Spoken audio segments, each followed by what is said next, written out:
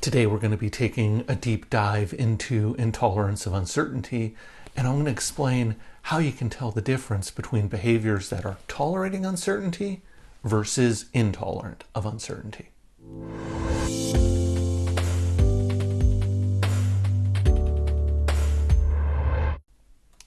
Hi everyone. In today's video, I'm going to be going deeper into the concept of intolerance of uncertainty, which is a major maintaining factor in a number of anxiety disorders.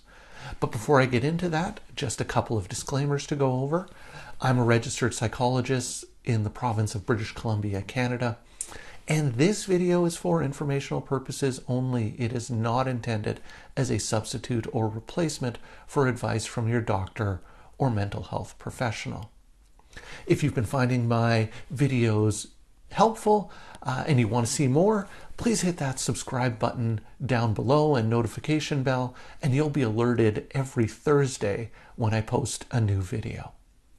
Now, with those things out of the way, let's talk more about intolerance of uncertainty, which is a topic I've covered in a couple of previous videos in which I talk about what intolerance of uncertainty is, which at its core you can think of intolerance of uncertainty as kind of like a psychological allergy.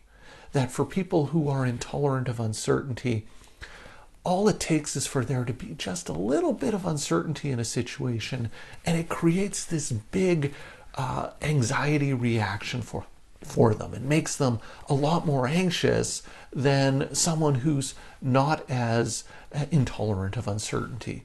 And if you want to see more about that, I'll post some links to the video about intolerance of uncertainty down below or in the corner of the screen. I also talked in another video about various different manifestations of intolerance of uncertainty, the various different behaviors that people will do that are intolerant of uncertainty.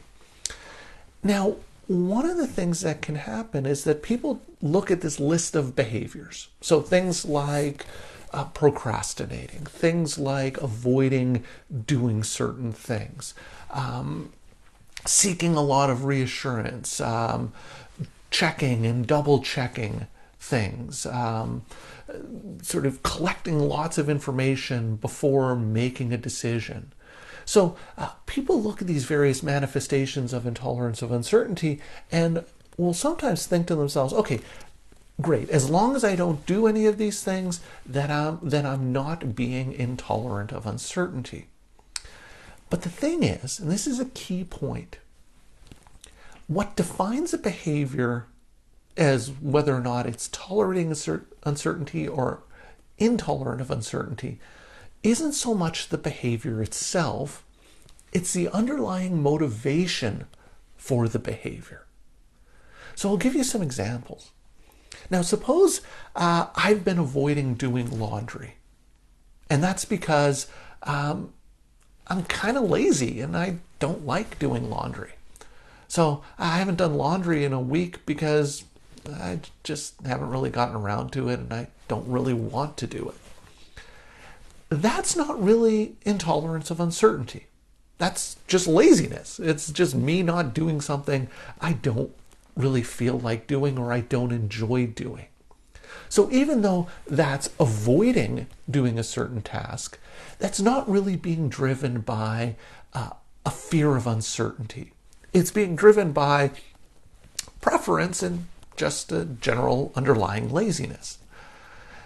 Now, if the reason why I'm avoiding doing laundry, though, is that I'm afraid that a red sock is going to get into my washing with all of my white towels and it's going to turn everything pink, and that's why I'm avoiding doing laundry, or because I think I'm going to screw it up and I'm going to shrink some of my clothes, and that's why I'm avoiding doing it, well then, in that case, that behavior of avoiding doing laundry is intolerant of uncertainty.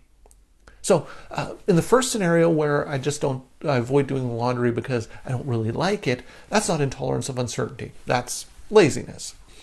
In the second scenario, where I'm avoiding doing laundry because I'm afraid that I'm going to mess up the laundry somehow.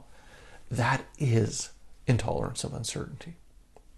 Now, the exact same behavior, depending on your motivation, can sometimes be tolerating uncertainty or intolerant of uncertainty.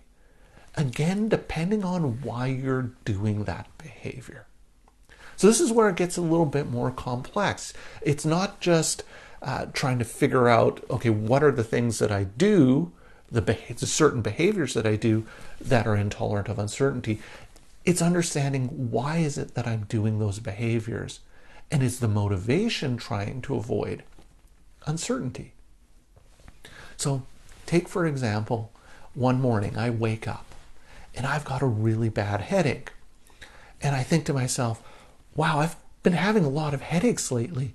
What if this is a tumor? What if this is brain cancer? What if this is something serious? And I think to myself, okay, I've got to find out right away. So I pick up my phone, I call my doctor's office, and I make an appointment right away to get tests and to get information to figure out exactly what is going on. Well, in that case, picking up the phone and calling my doctor's office and making an appointment right away, that would be intolerance of uncertainty. It's me collecting information to give me certainty as to what is going on with these headaches.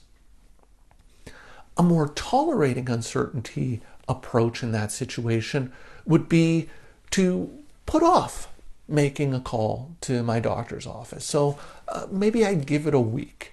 And if in a week from now I'm still having these terrible headaches, then I make an appointment with my doctor to get checked out and see what happens. So in scenario one, calling the doctor to make an appointment is intolerant of uncertainty. Putting off making the appointment or calling to make the appointment, that would be tolerating uncertainty.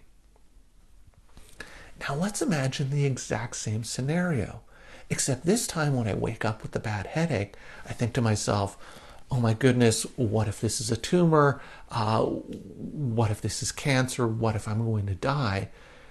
And I think to myself, oh my God, I can't deal with that. I don't want to know. I can't be diagnosed with this.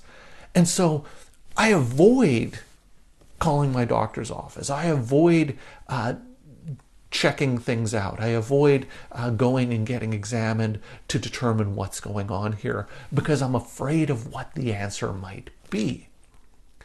Well, in that scenario, me avoiding making the call to my doctor's office to book an appointment, that would be intolerance of uncertainty. A more tolerating uncertainty thing to do in that situation would be to pick up the phone and make an appointment to see my doctor as soon as possible. Because my motivation is to avoid getting any information that might be bad news. So that motivation is driving the intolerance of uncertainty. I'm not sure what the doctor is going to tell me, and so I want to avoid getting any bad news. So I hope that helps explain some of the nuance of this concept of intolerance of uncertainty. In the first scenario, picking up the phone and calling my doctor's office to make an appointment right away is intolerant of uncertainty. In the second scenario, picking up the phone and calling my doctor to make an appointment right away, that would be tolerating uncertainty. It's all about the motivation, all about the reason why I'm doing it. So I hope that explanation has helped you understand this concept of intolerance of uncertainty on a little bit of a deeper level, not just this particular behaviors, but the motivation behind the behavior. I'd love to hear your thoughts and ideas about this, so please leave me some comments down below. Thank you for making it all the way to the end of this video, and I will see you in the next one.